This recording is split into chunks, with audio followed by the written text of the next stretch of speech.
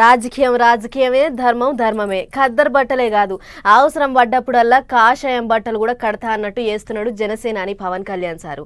అప్పట్లో వారాహి డిక్లరేషన్ అని సనాతన ధర్మం గురించి గట్టిగా మాట్లాడిండు.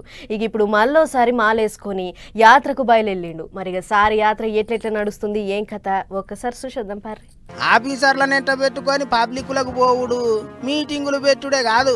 AP deputy CM Pawan Kalyan sir సందు దొరికితే చాలు కాషాయం కట్టి తీర్థాలు కూడా తిరుగుతుంటాడు. ఇప్పటికే ఓసారి వారాయి తల్లి దీక్ష పట్టిండు.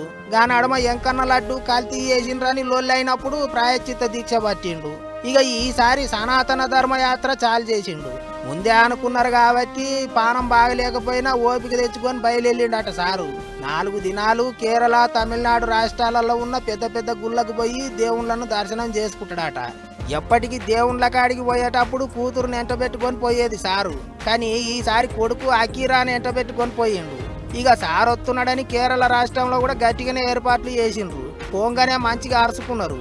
అగస్త్య మహర్షి సమాధిని దర్శనం చేసుకున్నాడు పవన్ సారు. అయ్యగారులు పూజలు చేసి దీవెనార్తులు పెట్టిండ్రు. ఇక ఇప్పటికే ఓసారి సనాతన ధర్మరక్షణ బోర్డు తీసుకురావాలి, అందరు కలిసి రావాలి అన్నట్టుగా నడుమ ముచ్చట్లు చెప్పిండు ఏపీ డిప్యూటీ సీఎం.